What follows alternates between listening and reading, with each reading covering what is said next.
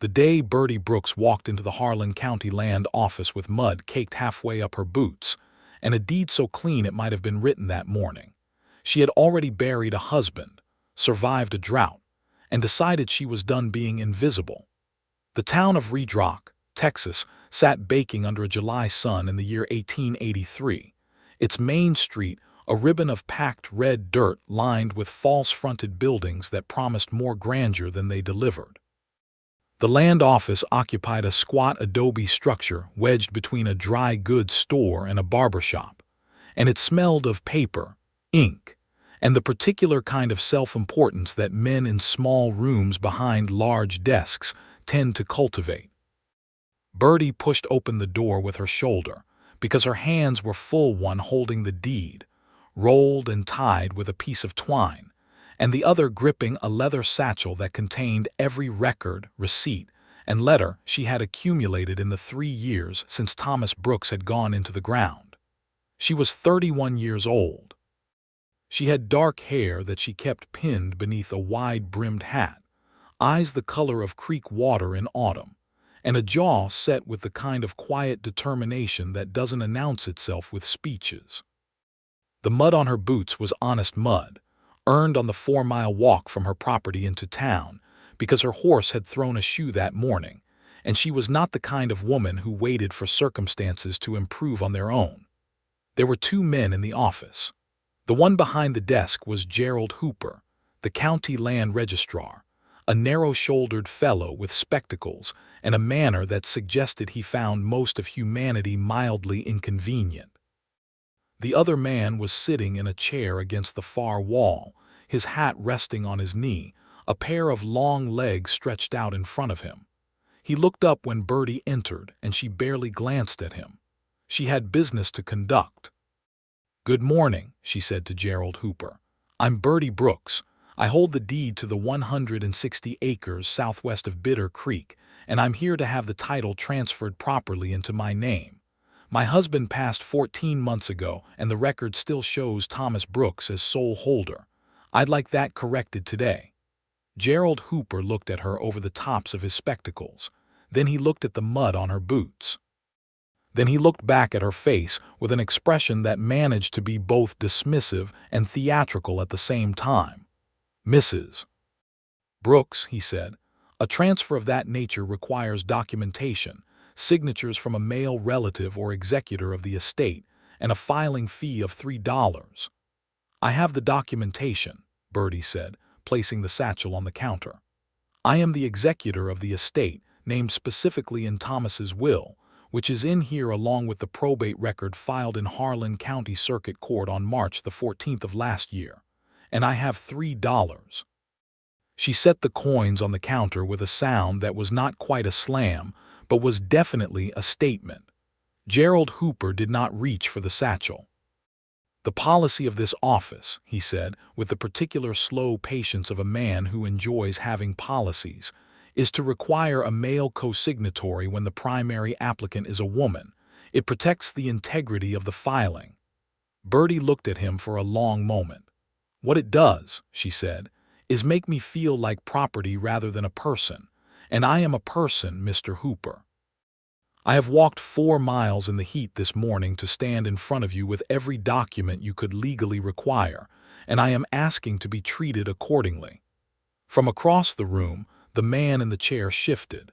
He uncrossed his ankles, set his hat on the side table beside him, and straightened up. He was broad-shouldered, somewhere in his mid-30s, with a face that had been weathered to something honest by years of outdoor work. He had dark brown hair with a little gray threaded at the temples, and brown eyes that were paying very close attention to what was happening at that counter.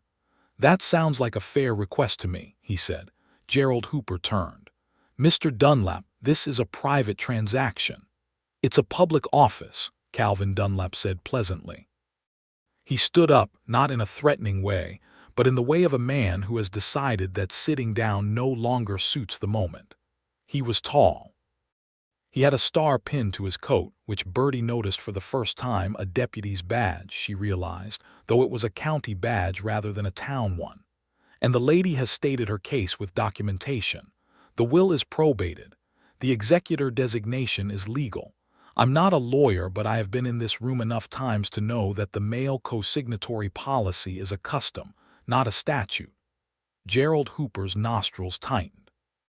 The custom exists for— I know why the custom exists, Calvin said. It exists because it's always been that way. That's the only reason most customs exist. He crossed the room in a few easy strides and stood beside Birdie at the counter, not in front of her, not between her and Hooper, but beside her, like a second voice in the same argument. Why don't you look at what she brought and see if everything is in order? If it is, file it. If something's missing, tell her specifically what it is. That's what this office is for. Birdie looked at Calvin Dunlap.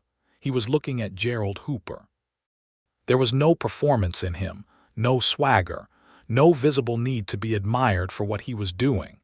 He simply believed she was right and had said so. Gerald Hooper, after a silence that was meant to preserve his dignity but mostly just preserve the heat in the room, reached out and drew the satchel across the counter.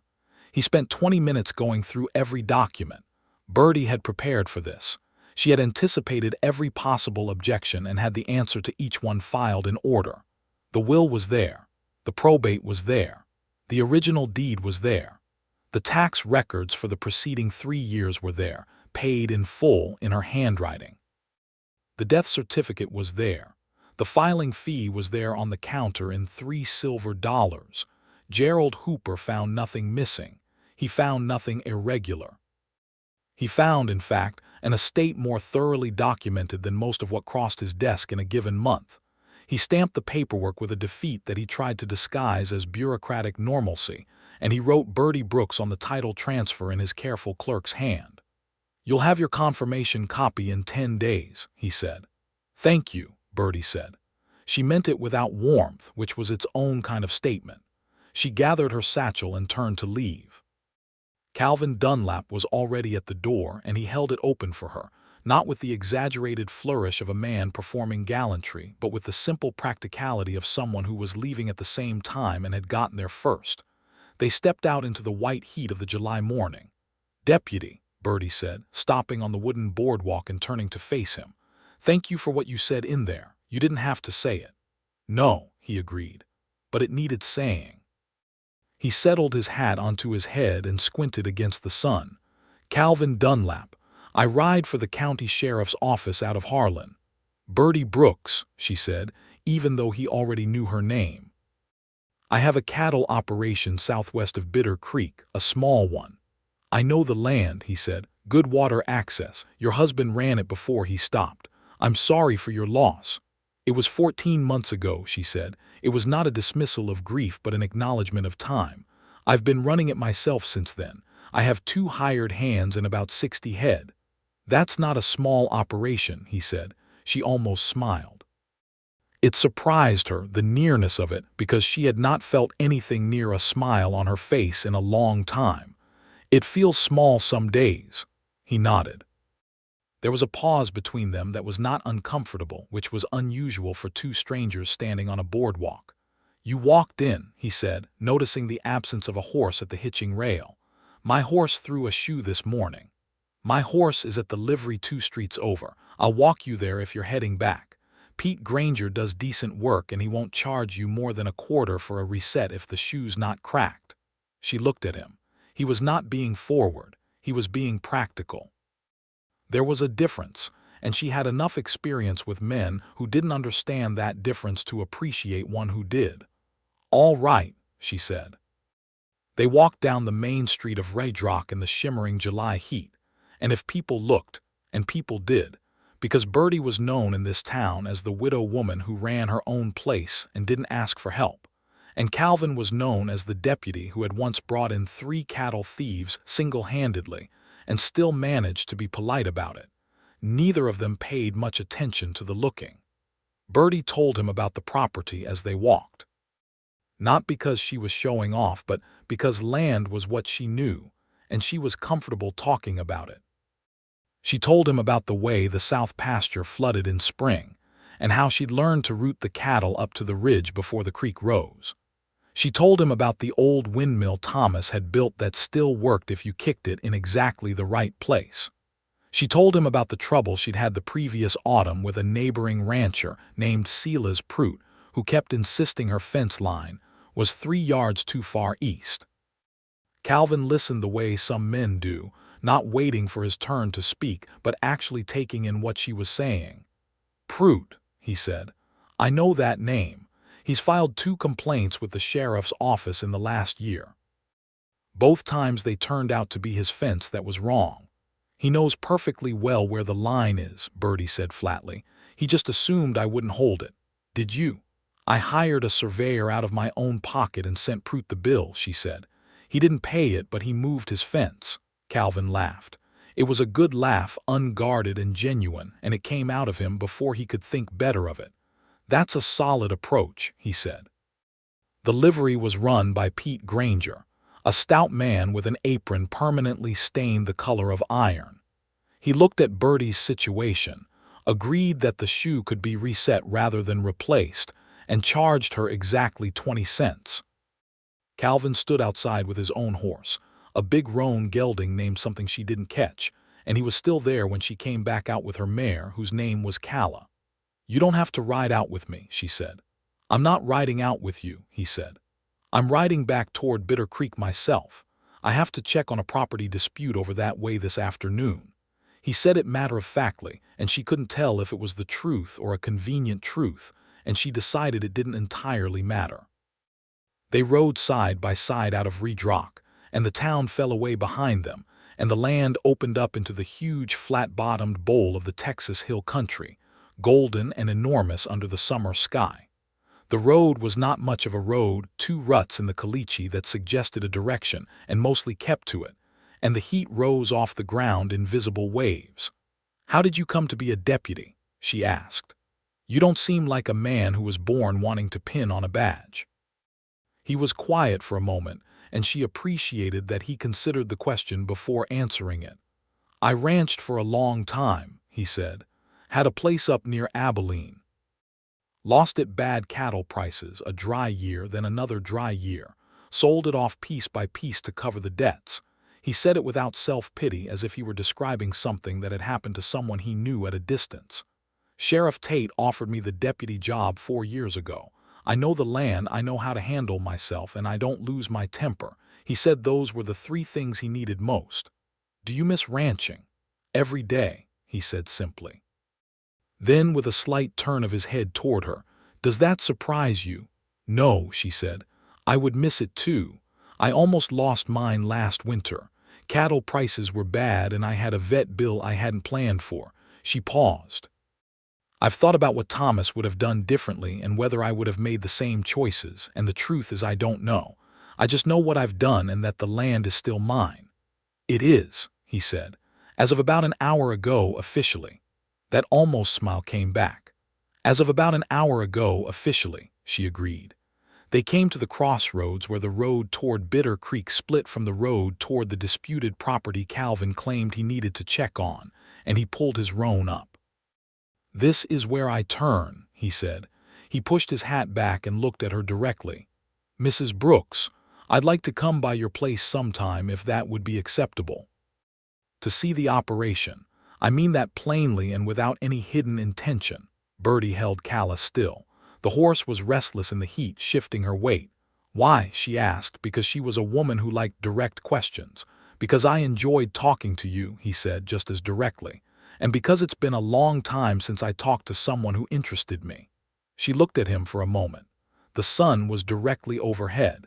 His shadow fell straight down from his horse's hooves. "Sunday afternoon," she said. "I'm always on the property Sunday afternoon." He nodded. "Sunday afternoon." She rode on without looking back, and he watched her go for a moment before turning his roan down the other road. The following days passed with the texture of summer in that part of Texas, slow and hot during the midday hours, bearable in the early mornings and evenings, filled with the smell of dry grass and the sound of cattle and the endless work that a small ranch requires. Birdie had 2 hired hands. A compact, careful man named Abel Reyes, who had been with the Brooks Ranch since before Thomas died, and who treated Birdie with the direct professional respect of someone who has seen a person prove themselves thoroughly, and a younger man named Court Hensley, 19 years old, and inclined toward enthusiasm in inverse proportion to his experience, who was learning fast. Birdie told neither of them about her trip to the land office. She simply came back, confirmed that the title transfer was in process, and got on with the work. She told herself that this was because it wasn't news worth reporting. She did not examine too closely the fact that she thought about Calvin Dunlap twice before Tuesday and 3 times before Thursday. On Friday afternoon, Silas Prout rode over from his ranch to the east with 2 of his men behind him like punctuation.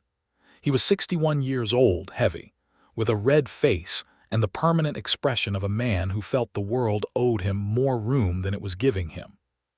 He stopped at Birdie's fence line, the correct fence line, the surveyed fence line, and called out for her to come and speak with him. Birdie was in the middle of repairing a section of fence on the north side of her property when Abel rode over to tell her Prout was waiting. She handed Abel the wire stretcher, wiped her hands on her work trousers, and rode over. "Silas," she said, stopping 10 feet short of him, "what can I do for you?" It was not quite a question. Prout noticed this and didn't like it. "There's a rumor in town that you've gotten the title to this place put in your name," he said. "I want to know if that's true." "It's not a rumor," she said. "It's a fact. The transfer was filed yesterday." Prout's red face went a shade redder. "That land was Thomas's land. Thomas left it to me in his will," she said, "probated and recorded. If you'd like to review the documents, you're welcome to ride to the land office in Redrock and ask Gerald Hooper. A woman running 160 acres alone is something I have been doing for 14 months, she said. With 60 head of cattle, a windmill, 3 water rights, and a tax bill I've paid every year on time. If you have a specific legal concern, Silas, I suggest you raise it with an attorney. If you're just here to tell me you don't approve of my existence, you can do that and then leave because I have a fence to finish." Prout stared at her. His 2 men looked at the ground. He turned his horse around without another word and rode back east, which was a small victory that felt larger than it probably should have. That evening Birdie sat on the porch of her house, a solid 2-room structure with a covered porch that Thomas had built well and that she had maintained, and watched the light go out of the sky in long horizontal bands of orange and purple. She thought about the land office. She thought about Gerald Hooper's face when he couldn't find anything wrong with her documents. She thought about Calvin Dunlap saying that it sounded like a fair request. She thought about the way he had stood beside her, not in front of her. Sunday came with a sky so blue it looked painted, and a temperature that was almost merciful before 10 in the morning. Birdie had decided firmly that she was not going to spend the morning thinking about whether Calvin Dunlap would actually come. She mucked out the small barn, checked on a young heifer who had been looking poorly, organized her water rights documentation in case of future trouble with Prout, and ate a lunch of cold biscuits and dried beef at her kitchen table. At 2 in the afternoon, she heard hoofbeats on the road. She was on the porch when he came into view, the roan gelding covering the distance at an easy lope. Calvin Dunlap was not in his deputy's coat. He wore a plain work shirt, dark trousers, a well-used hat. He looked like what he had been before the badge, a rancher, or someone who had been a rancher and still remembered how it felt. He pulled up at the gate and tipped his hat. "Mrs. Brooks, Mr. Dunlap." She came down off the porch. "I'll show you the property. That's what you said you wanted." "It is," he said. He dismounted and tied his horse at the post, and she took him around on foot first because that was how you really looked at land from the ground, slowly.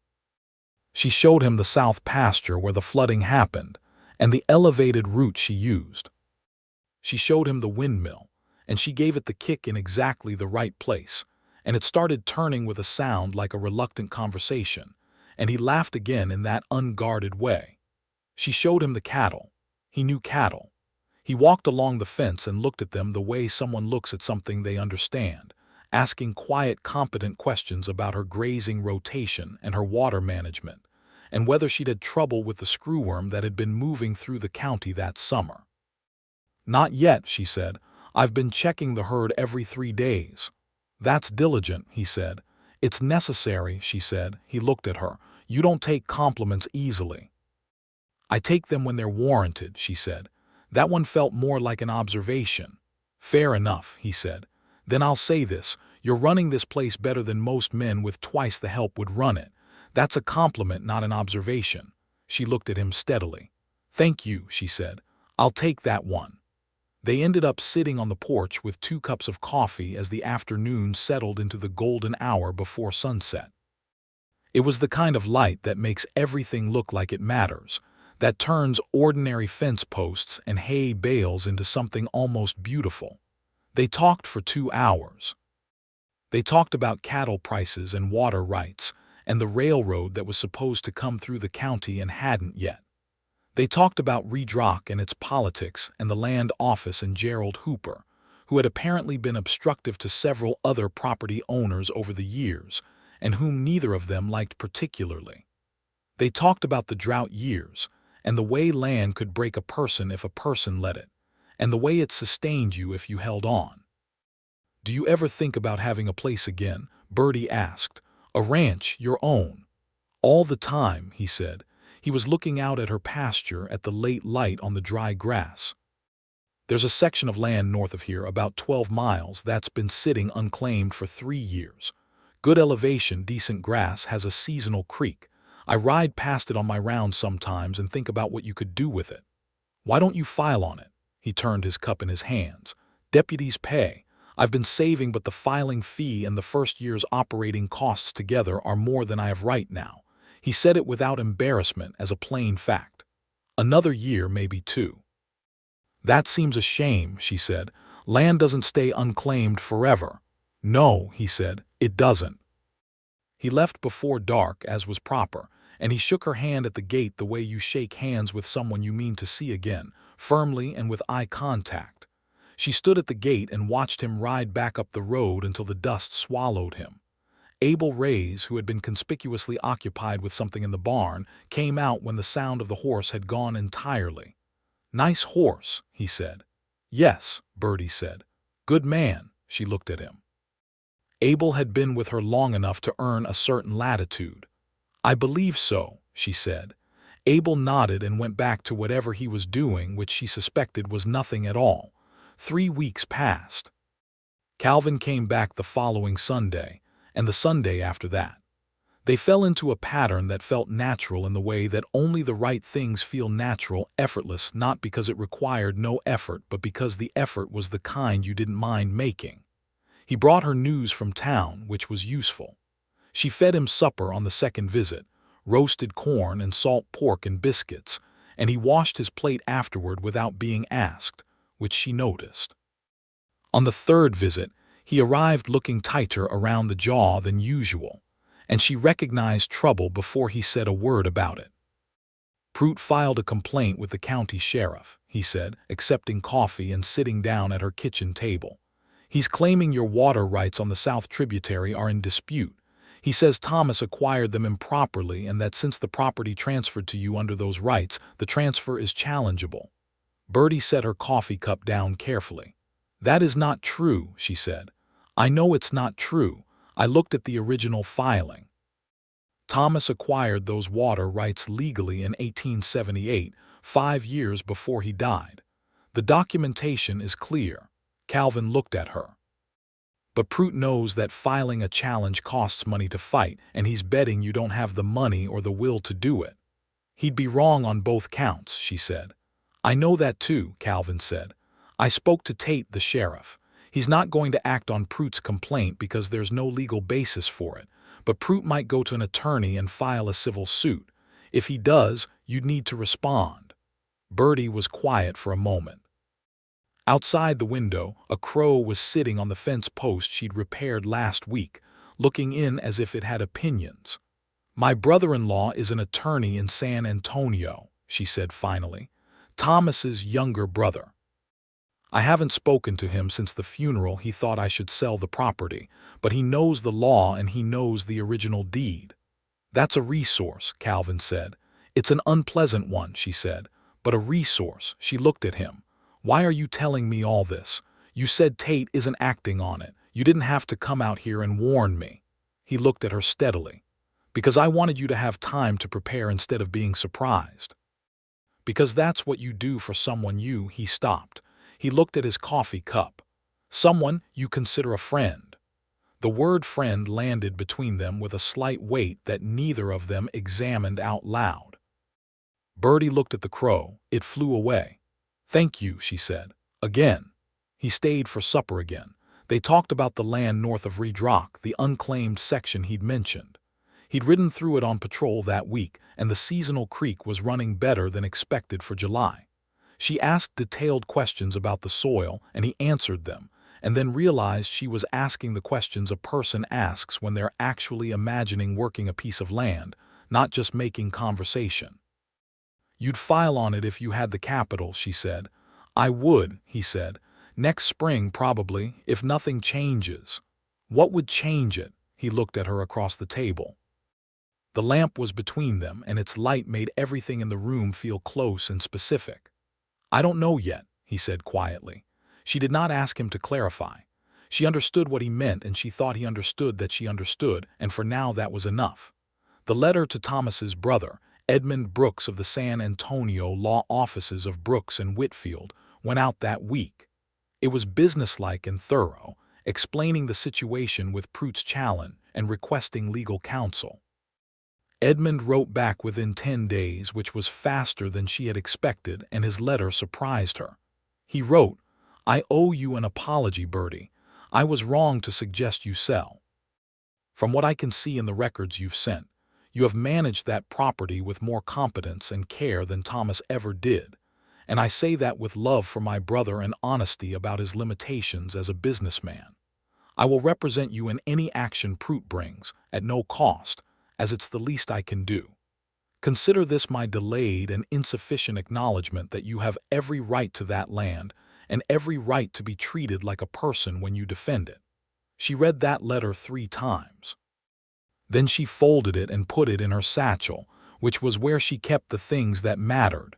Pruitt did file a civil challenge.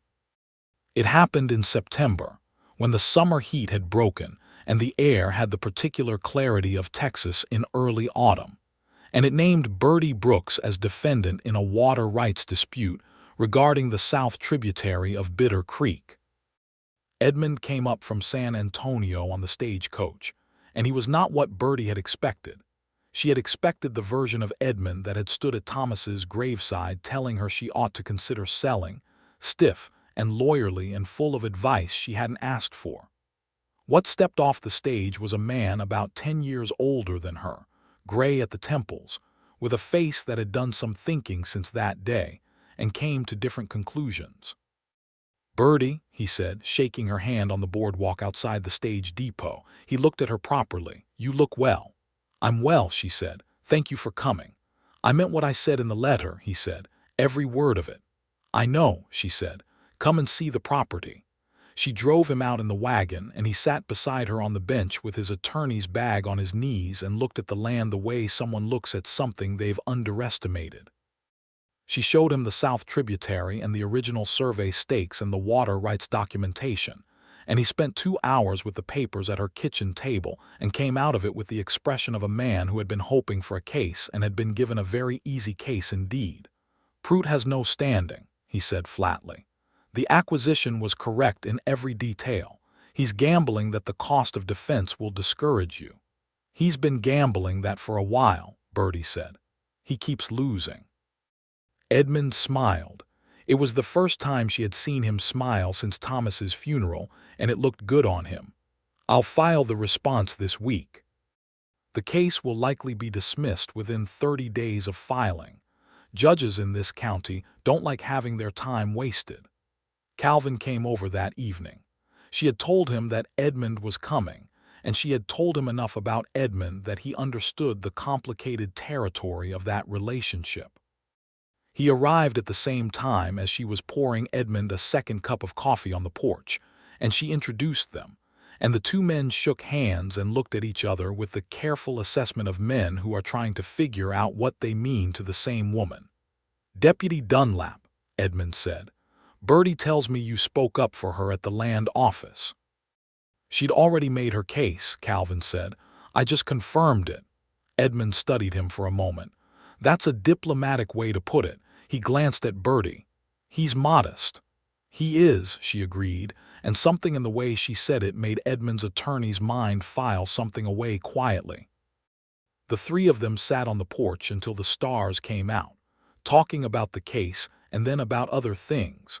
And Birdie watched the two men find their way to an easy conversation about ranching and land and law, and the state of Texas, as it was trying to become something more settled than it had been. Edmund was good company when he wasn't being defensive, and Calvin was easy in the way of someone who has nothing to prove. When Edmund went inside to sleep, she'd set up the second room for him. Calvin and Birdie sat alone on the porch in the dark for a few minutes more. "You trust him?" Calvin asked, not suspiciously but genuinely. "I trust his legal ability completely," she said.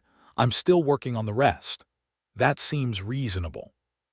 She looked at the night sky, which was extraordinary, this far from town with no lamps to compete. The stars were a crowd. "Calvin," she said. "Birdie. I want to ask you something directly because I'm not good at indirectness and I don't want to become good at it." "Go ahead." She kept her eyes on the sky. "What is this? The visiting, the helping, the telling me things I need to know."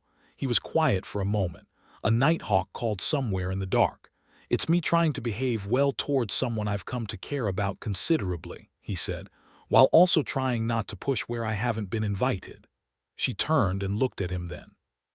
His face in the dark was just shapes and the faint reflection of starlight, but she could read it well enough. "That's a careful answer." "I'm a careful man," he said, "with things that matter." "I noticed that," she said, then.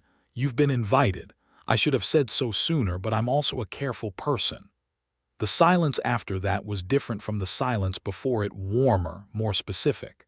He reached across the space between their chairs and took her hand, not dramatically, but with a steadiness that felt like something he'd been wanting to do for a while. She let him hold it. His hand was large and work-roughened and warm. They sat like that for a while, looking at the stars over the south pasture, and neither of them said anything else, because sometimes the thing that needs to be communicated doesn't need words. October arrived and the Prute water rights case was dismissed by Judge Cornelius Webb in the Harlan County Courthouse on a Tuesday morning. Edmund Brooks stood before the judge and laid out the documentation with the calm precision of a man who has been right about something for a long time and doesn't need to be loud about it. Prute's attorney, a young fellow from Abilene who had clearly not done his preparation, attempted twice to raise procedural objections and was overruled both times. The dismissal took 11 minutes from start to finish. Birdie was in the courtroom. She was wearing her good dress, the dark blue wool one she kept for serious occasions, and her boots were clean. She sat with her spine straight and her hands folded in her lap and watched Edmund dismantle Prute's case with surgical patience. Calvin was not present. He was on duty. But she had told him the night before that she wasn't afraid of what would happen, and she had meant it. When Judge Webb said dismissed, and Prute's red face went the color of an August sunset, Edmund turned from the bench and looked at Birdie with a small professional nod that meant it's done. She nodded back, and something in her chest released, not fear exactly, because she hadn't been afraid, but something like the constant small effort of bracing against a wind that had now stopped. Outside on the courthouse steps, Edmund shook her hand and then, unexpectedly, pulled her into a brief, genuine embrace. "I'm sorry it took me this long," he said. "You came when it mattered," she said. "I should have come sooner." He held her at arm's length and looked at her with the direct assessment of someone who has spent the week watching her navigate a legal challenge and run a ranch simultaneously. "You're remarkable, Birdie. Thomas was very lucky, and I'm not sure he always knew it." "He knew," she said, softer than she intended. "He just didn't always know how to say it." She drove back to the ranch alone. The October sky was immense, and the mesquite along the road had gone gold at the edges, and the air smelled of wood smoke from somewhere far away. She felt, for the first time in a long time, something approaching easy, not simple, not without work to do, but easy in the sense of not being besieged. Calvin was at her gate when she arrived. He had ridden out from his afternoon rounds to be there when she got back, and he was sitting on his roan at the gate with his hat in his hand, and when she pulled the wagon up he looked at her face and read it immediately. "Dismissed," he said. "Dismissed," she said. Smiled, not the unguarded laugh, but something quieter and deeper than that, the smile of a man who is genuinely glad for someone else's good news. He dismounted and came to help her down from the wagon, and when she stepped down onto the ground they were standing very close together, and he kept hold of her hands for a moment after she'd landed. "Congratulations," he said. "Edmund was excellent," she said. "You were excellent," he corrected. "You had every document, you knew every detail." "Edmund just carried what you prepared." She looked up at him. He was close enough that she could see the exact color of his eyes in the afternoon light, genuinely brown, warm brown, the color of good soil. "You say things like that," she said, "and I don't know what to do with them." "You don't have to do anything with them," he said. "They're just true." He kissed her then. It was not a sudden or surprising thing. It felt more like the arrival of something that had been traveling toward them for a while and had finally gotten there. She kissed him back with a directness that matched everything else about her, and when they separated she did not look away. "I should mention," she said a little breathlessly, "that I have strong feelings about not being anyone's project. I'm not a thing to be rescued or improved or managed." "I know that," he said. He still had her hands. "I fell for the woman who walked into that land office and took on Gerald Hooper with a satchel full of documentation and not an ounce of apology. That's not someone who needs rescuing." "Good," she said. "Just so we understand each other." "I think we understand each other very well," he said. Abel Reyes, who had been doing something with a fence post in his peripheral vision for the past several minutes, chose this moment to lead a horse in the entirely opposite direction and whistle an unconcerned tune. Birdie watched him go with a look that was mostly fond. November brought cooler weather and Calvin Dunlap on more than just Sundays. He came Wednesday evenings after his rounds and sometimes Friday mornings before his patrol, and Birdie found herself adjusting her work schedule not to accommodate him, but because her work schedule was her own to adjust, and she wanted to. He helped without being asked when there was something that needed two pairs of hands, and he didn't help when she didn't need it, which was a distinction that mattered to her more than she could have easily explained. They talked. They talked constantly about the land and the work and the state of the county, but also about their lives before. He told her about the ranch he'd lost, about the years of dry weather that had compacted one on top of another like stones, about selling the last 100 acres to a man from Dallas who turned it into a feed lot within a year. He told her about the 3 years between the ranch and the badge when he'd worked cattle drives for other men, and felt the particular loneliness of someone who knows how to build something but doesn't have ground to build on. She told him about Thomas. She told him honestly, the good and the difficult, because 14 months of grief had burned off the hagiography that death sometimes creates and left behind something more accurate. Thomas had been a good man, kind and hardworking, but not a good businessman, and the last year of his life the debts had been a source of friction between them that they'd never quite resolved before the fever took him. She told Calvin this without drama, and he listened without trying to make it better or simpler than it was. "You loved him," he said. "I did," she said, "and I miss him, and I also have a whole life ahead of me that I intend to live." "That makes complete sense," he said. "It doesn't always feel like it does," she said. "Some mornings I feel guilty for being all right." "That's just how grief works," he said. "It doesn't mean you're doing it wrong." She looked at him carefully. "You sound like you know." He was quiet for a moment. "My wife died in 1878, he said. "Childbirth, the baby too." He said it plainly, the way people say things they have carried long enough that the weight has become familiar. "Her name was Louisa. She was a good woman." Birdie was quiet for a moment. "I'm sorry," she said. "It was 5 years ago," he said. "It changed everything, and then slowly things changed back into something livable. That's how it goes." She reached across the table and put her hand over his. He turned his palm up and held it. They sat in that kitchen in the November dark, and neither of them said anything else for a long time, and the silence was the kind that heals rather than the kind that hurts. December came cold, with a north wind that had teeth. Birdie's herd had grown to 68 head with a good autumn of calving, and she and Abel were spending long days in the cold checking the herd and managing the winter grazing rotation. Court Hensley had turned out to be a capable hand once you got past his enthusiasm and into his actual skills, and he could ride and rope and fix a fence in a stiff wind now without being told to. Calvin came by on Christmas Eve with a package wrapped in brown paper. Inside was a book, a copy of the Texas statutes on water rights, dry and legal, which would have been an absurd gift from most people. From him it was not absurd at all. She had mentioned, months ago, that she wanted to understand the law well enough to never be surprised by it again. In case Prout or anyone else tries it again, he said. Thank you, she said, and she meant it completely. She gave him a pair of work gloves she'd had made in town, deerskin good quality, because she'd noticed his old ones were wearing through and he hadn't replaced them. He put them on immediately and looked at his own hands in them with the expression of someone receiving something practical they badly needed. These are excellent, he said. I'm a practical person, she said. I noticed that early on, he said.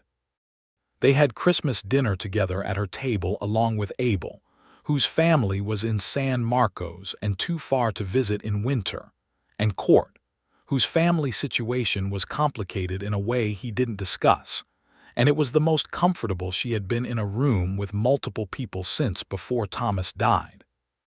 She made salt pork roasted with dried apples, which was a combination Thomas had loved and which she had made every Christmas they'd been together, and she made it this year without it being only sad.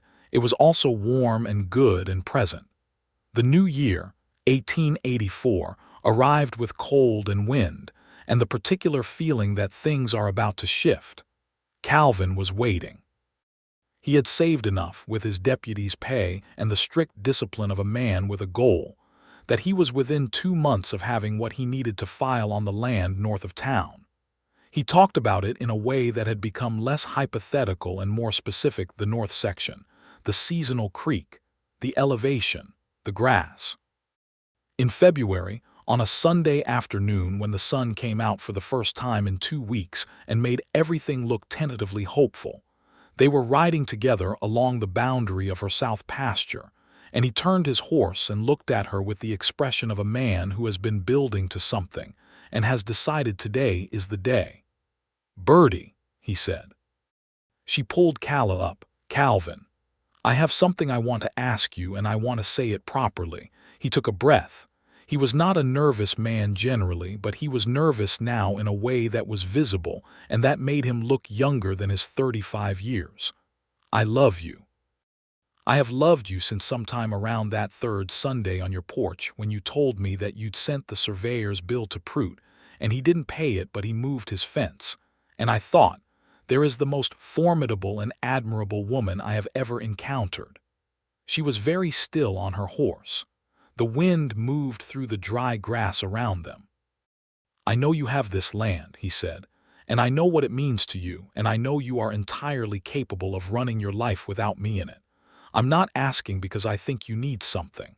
I'm asking because I think we're good together, and because the land north of here is good land, and because I would rather build something with you than build something alone. I would like to marry you, Birdie Brooks, if that's something you want." The afternoon was very wide and quiet. A hawk was turning slow circles above the pasture. "Calvin," she said, "yes, I love you too. I have for a while, and I've been waiting for you to get to this part." She said it with the particular Birdie Brooks directness that he had come to love as much as everything else about her. "And yes, that's something I want." He reached across the space between their horses and took her hand, and she let him, and they looked at each other in the February light with the simple, enormous fact of it settling around them.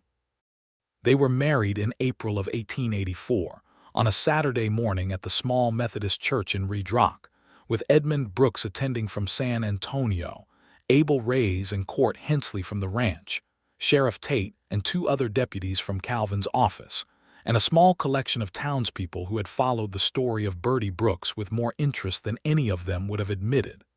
Gerald Hooper was not in attendance, but that was all right. The ceremony was brief and true. The preacher was a spare man named Reverend Cole who had been in Redrock long enough to know most of its residents and their histories, and he married them with a few words that were honest rather than ornate, which suited both of them. When he asked if Birdie took Calvin, she said yes with a clarity that rang off the adobe walls like a bell. Edmund shook Calvin's hand afterward and said, quietly, "Take care of her." "She takes care of herself," Calvin said.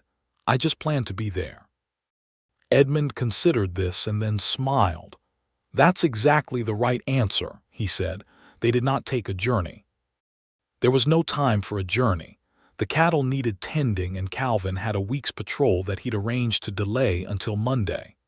They drove back to the ranch together in the wagon, Birdie's horse and his roan tied to the back, and the afternoon was mild, and the hills were green with early spring grass, and everything was very ordinary and very beautiful.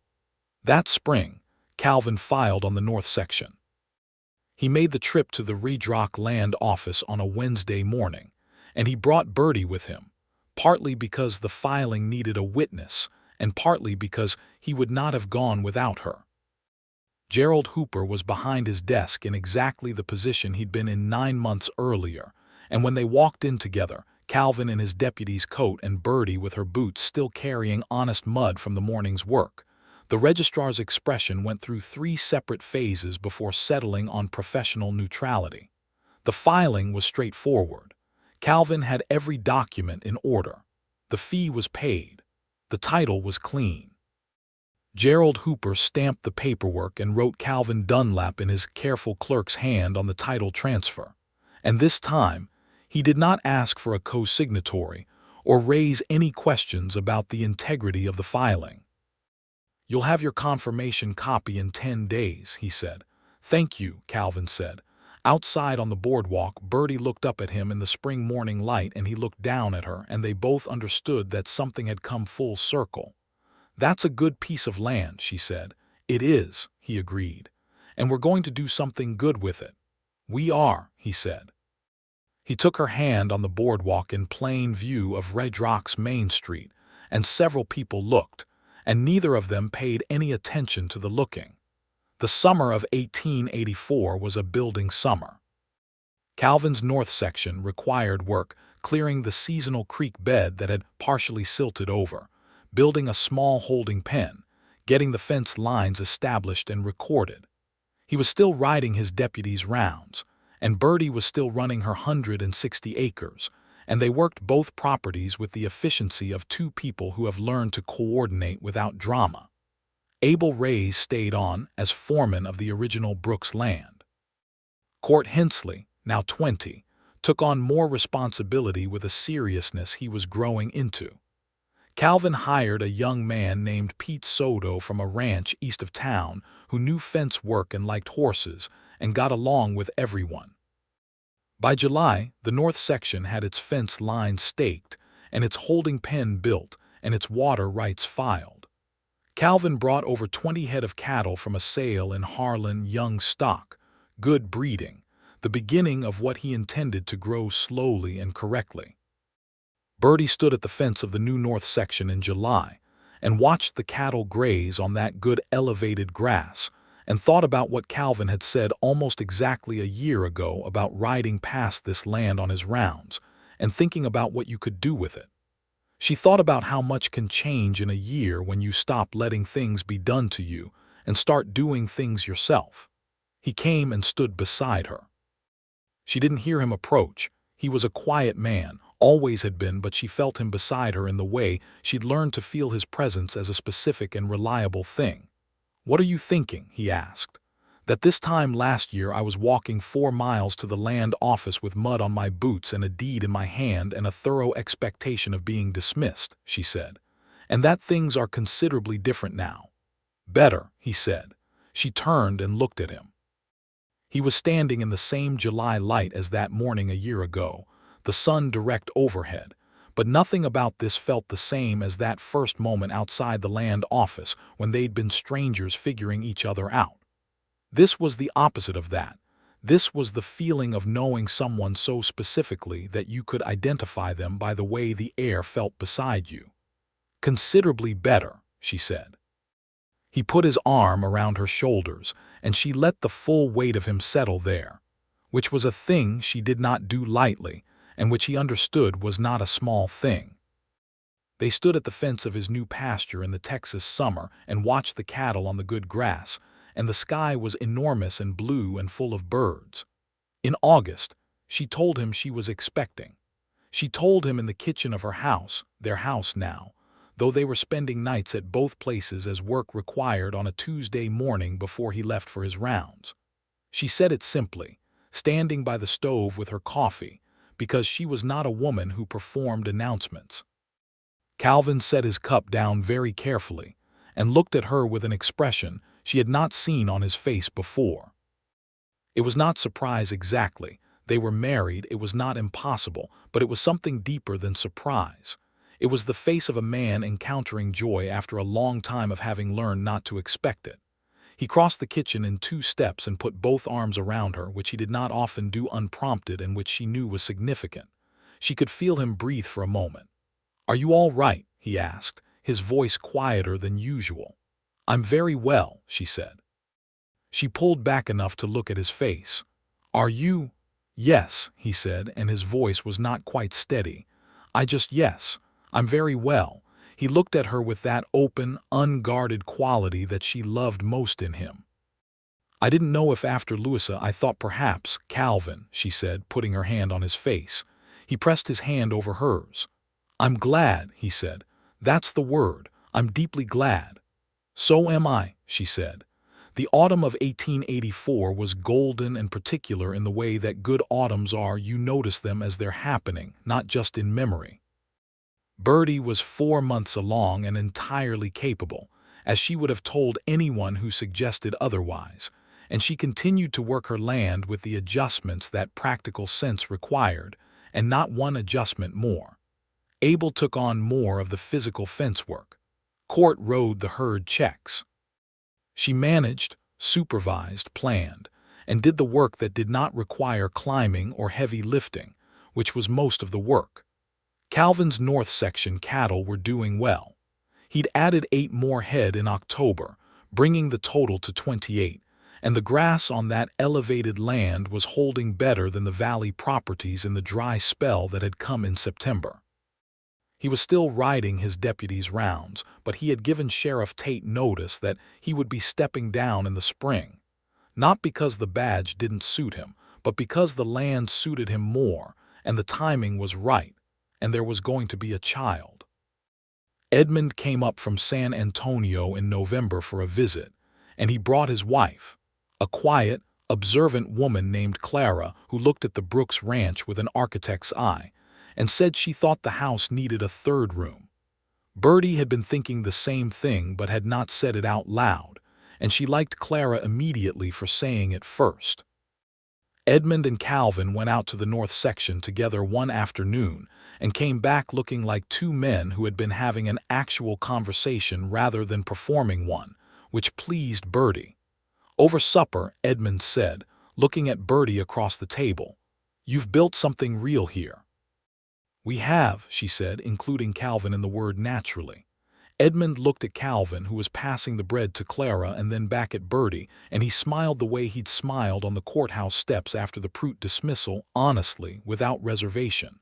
"Thomas would have been glad," he said. "I think he would have been glad most of it worked out," Birdie said carefully. "And embarrassed about the debts. And glad you're here, Edmund." Edmund nodded. He didn't say anything else, but the nod was the kind that closes a chapter rather than leaving it. The winter was cold but not brutal.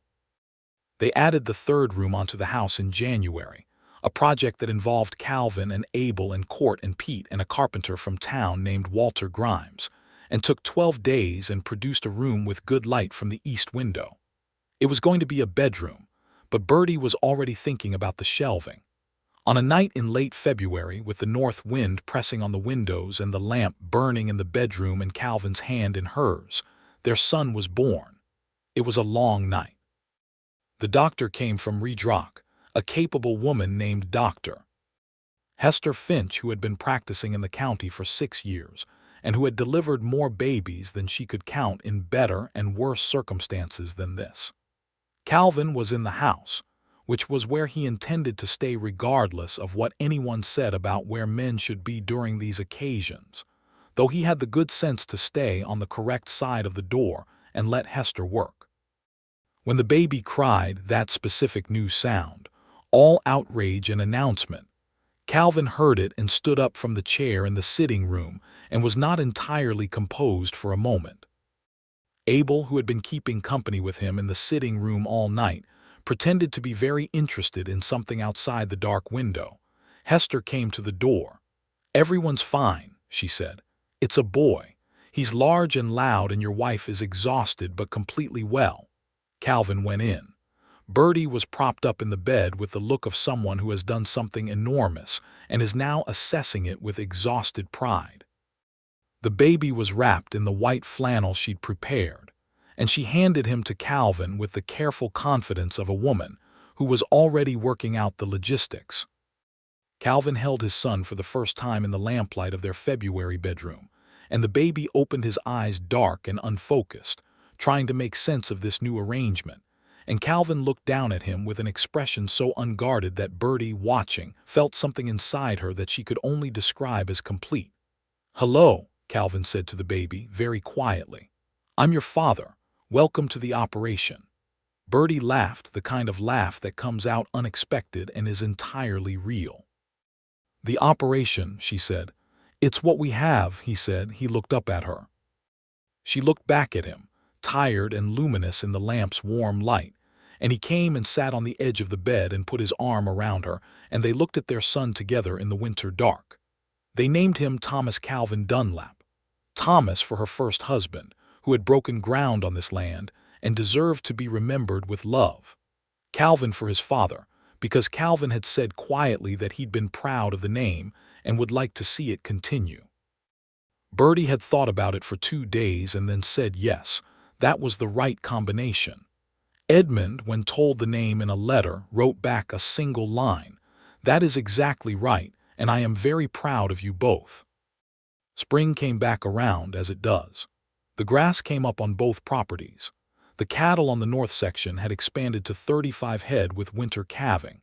Birdie's herd on the original Brooks land was at 72.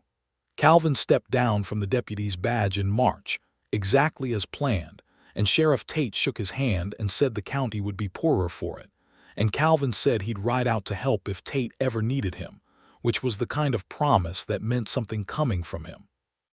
The ranch now was 2 connected operations with 1 household running them, which meant twice the work and also twice the capability.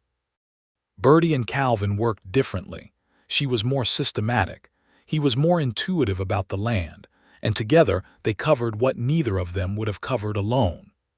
Abel Reyes became the permanent foreman of the South operation, which was the original Brooks property, with a raise and a small house built at the south end of the property that he furnished with satisfaction and pride. Court Hensley stayed on and was becoming the kind of hand that other ranches would try to hire away, so they raised his pay before anyone got the chance. Pete Soto proved indispensable on the north section. Thomas Calvin Dunlap grew. He grew with the cheerful determination of someone who has arrived in a good situation and intends to make the most of it. He had his father's brown eyes and his mother's jaw, and a voice that could carry across a pasture when he felt strongly about something.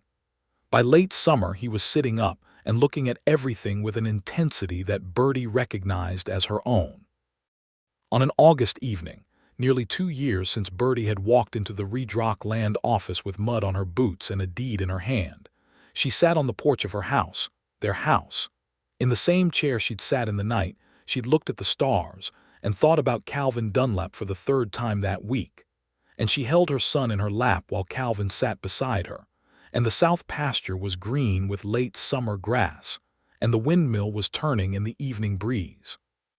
"Silas Pruitt's place is for sale," Calvin said. He'd heard it in town that day. "His son doesn't want a ranch. He's moving to Dallas." Birdie considered this information. "How much land is it?" 220 acres. His east pasture shares a fence with your south boundary." She looked at him. He looked at her. Between them, Thomas made a sound of deep contentment and grabbed at the air. "We'd have to survey it," she said. "Of course," he said, "and negotiate a reasonable price." "Obviously," he said, "and I'd want to inspect the water rights carefully." "Given our history with that particular property's water rights," he said gravely, "I think that's an extremely sound approach." She almost smiled. Then she actually smiled, the full version, which was still not frequent enough that he ever stopped noticing it. "I'll write to Edmund," she said. Calvin nodded. He stretched his long legs out on the porch boards and looked at the evening sky, at the orange going to purple over the west ridge, at the first stars finding their way out. The same sky they'd sat under on that first night she'd told him he was invited, when he'd taken her hand and they'd looked at the stars in silence. "Birdie," he said, "Calvin, do you know what I think about when I think about that first morning? In the land office." "Tell me," she said. "I think about you standing at that counter with your $3 silver and your satchel, and the complete calm on your face while you took on Gerald Hooper's entire theory of how the world ought to work. You were so sure of yourself, not arrogant, just sure, like someone who knows that the facts are on their side and is prepared to wait as long as necessary for the world to catch up." She looked at him. Thomas had fallen asleep against her shoulder, heavy and warm. The windmill turned. Somewhere to the south a cow lowed. "I was terrified," she said. He looked at her. "On the inside," she said. "I walked 4 miles in the July heat with my heart beating hard and my boots full of mud. And I was terrified they would find some reason, some rule or custom or policy, to turn me away. That what I'd worked for and what Thomas had left me and what I'd held together for 14 months would just be taken because someone decided the rules favored them and not me." She was quiet for a moment. "And then you said that it sounded like a fair request. And I thought, all right. The world contains at least one person who is willing to say that out loud. That was what I needed to hear." Calvin was looking at her with an expression she knew well now, the one that meant he was taking in something important and filing it carefully. "I meant it," he said. "I know you did," she said. "That was the point." He reached over and put his hand on hers where it rested on the arm of her chair. Thomas stirred and settled. The stars were coming out over the south pasture in their hundreds. "We should buy Pruitt's land," Calvin said. "Yes," she said, "we should. And build that barn extension you've been sketching." "Yes. And teach Thomas to ride as early as reasonably possible." She looked down at the sleeping baby. "He's 4 months old, Calvin." "I said reasonably possible," he said. "I'm a patient man." "You are," she agreed. She leaned her head against his shoulder, and he turned his hand over and held hers properly. The evening settled around them, warm and large and entirely theirs. The following year brought more than they'd anticipated, and they met it the way they'd met everything, together, and prepared and willing to work. Edmund handled the acquisition of Pruitt's land with a thoroughness that would have made Silas regret every water rights challenge he'd ever filed, and the negotiated price was reasonable, and the survey confirmed what Birdie had suspected. The east fence line of the old Pruitt property was, in fact, 12 feet further east than it ought to have been, and had been for years. "He never did stop trying," Birdie said when the survey results came in. "No," Edmund agreed, "but it didn't matter." The acquisition brought the total acreage of the Brooks Dunlap operation to 380 acres across 3 connected properties. It was not a cattle empire. It was a solid, real working ranch, the kind that would last if it was tended carefully, and they tended it carefully. Calvin built the barn extension himself, with Pete sewed and Abel in court, over 3 weeks in October. It was a good barn, solid, well ventilated, with the kind of construction that announces that the person who built it intends to be around for a long time. Birdie came by every afternoon to see the progress and brought coffee, and had opinions about the hayloft access, which Calvin incorporated without comment, and which improved the design considerably. Thomas Calvin Dunlap turned 1 year old in February and celebrated by pulling himself to standing by the fence rail of the front yard and looking out at the cattle with an expression of serious assessment that made Abel, watching from across the yard, say to Court in a low voice that the boy was going to be a handful. "Good kind of handful," Court said. "Best kind," Abel agreed. When Thomas was 15 months old, Birdie told Calvin she was expecting again. This time she told him at breakfast over oatmeal, and this time he was prepared for the joy, and it came out cleanly without the tremor of old grief behind it. He reached across the table and took her hand and looked at her with everything he had. "Are you pleased?" she asked. "Extremely," he said. "Are you?" "Extremely," she said, "though I reserve the right to revise that opinion in the 6th month." He laughed his unguarded laugh, the one that had never stopped being her favorite sound on the property, and Thomas, in his high chair, laughed too because his father was laughing, and the kitchen was full of it on a March morning with the spring coming up outside the window. Their daughter was born in October of 1886, on a cool, clear autumn evening with Dr. Hester Finch once again on hand, and she arrived with considerably more haste than her brother had, making her opinions about delays known from the first moment. They named her Clara Louise Dunlap, Clara for Edmund's wife, who had become a genuine friend, and Louise for Calvin's mother, who had died when he was young and whom he had loved. He had not suggested the middle name easily, and when he did, Birdie had said yes immediately, because she understood what it meant to name a daughter after someone you had lost. Clara Louise had her mother's eyes and her father's quietness when she was thinking, and her brother's voice when she was not. She and Thomas established a sibling relationship based on mutual fascination and occasional fierce disagreement within the first 6 months of her existence, which was to say she was loved and loud and entirely at home. The ranch in those years became what Birdie had imagined on those nights on the porch in the early days. Not a grand property, not a showpiece, but a working, living thing that fed people and employed people and stood on its own ground. Abel Reyes's South operation was so well run that it began to turn a profit beyond operating costs. The North section under Calvin's direct management produced cattle that won a quality commendation at the Harlan County Stock Show of 1887. Which was noted in the Redrock Gazette in 3 lines that Birdie cut out and kept in her satchel. Court Hensley married a woman named Me from just outside of town in 1887 and built a small house on the property's eastern edge, which Calvin had offered him at a low rent because good hands were worth keeping close. Pete Soto went home to his family's ranch east of town eventually, with Calvin's genuine good wishes and a reference letter that described him as the best fence man in the county, which was true. The land office in Redrock eventually saw a new registrar. Gerald Hooper retired in 1888 and was replaced by a younger man named Douglas Farr, who had been born in the county and grew up knowing families like the Brooks Dunlaps, and who processed every filing with equal thoroughness regardless of who was filing it. The first time Birdie went in to file an extension on the Prout land water rights adjustment, Douglas Farr said good morning and reached for her documentation without any of the specific weariness that Gerald Hooper had brought to her existence, and she came out of the land office in a good mood for the first time in its history.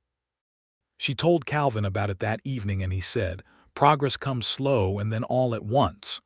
"Mostly slow," she said. "Mostly slow," he agreed. "But it comes." They were on the porch as they so often were in the evenings. Thomas was 4 years old and had recently discovered that he could climb the fence if he tried, which meant the fence needed to be higher. Clara was 18 months and extremely mobile and had a particular attachment to Calla, Birdie's mare, that involved sitting in the dirt near the horse's feet and talking to her with great seriousness. The world was full and specific and real. This was not the life that had been imagined or planned, not entirely, because nothing real is entirely planned. It was the life that had been built, decision by decision, document by document, mile walked in the July heat and hand held in the February dark in conversation, had at kitchen tables and on porches and on horseback across the enormous Texas sky. Birdie thought sometimes about that morning. She thought about the walk into town, 4 miles with her satchel and her deed and her boots full of mud. She thought about the door of the land office and Gerald Hooper's face when she put $3 silver on the counter and did not apologize for being there. She thought about the man in the chair against the far wall, with his hat on his knee and his legs stretched out, who had looked up when she walked in. She thought about him saying, "That sounds like a fair request to me." It had been such a simple thing to say. It had required so little from him, relatively speaking, a few words, a willingness to disagree with a bureaucrat in a small room. And it had meant everything, not because she had needed saving, because she had not needed saving, but because it had been the first sign in that particular morning that the world contained a person who looked at her situation and named it correctly. A fair request. That was all it was. Be treated like a person, be seen as the owner of what you owned, be addressed as the competent adult you were. A fair request, nothing more and nothing less. He had seen it. He had said it out loud, and everything else had followed from that. On a Sunday in the spring of 1889, with the south pasture green from a good winter rain and the windmill turning in a warm south wind, and Thomas, running between the fence posts, with a purpose that probably existed only in his own mind, and Clara on Birdie's hip watching him with an expression of older sibling assessment even at 2.5. Calvin came around the corner of the barn and stood and looked at his family in the afternoon light. Birdie was watching him watch them. She had gotten very good at reading his face over these years, the particular quality of his attention, the way a thought moved through him before he said it or didn't say it. He crossed the yard and came to her. He took Clara from her hip, which Clara permitted because she liked her father's hat and could generally reach it from his arms, and he put his other arm around Birdie. "What are you thinking?" she asked. "That I rode past this land for years before any of this," he said. "Before that morning in the land office, before you." He was quiet for a moment. "I'm thinking about how much of a life hangs on small moments.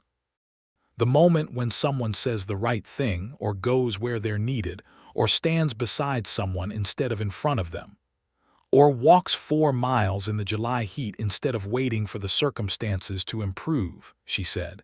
He looked at her. "Or that," he said.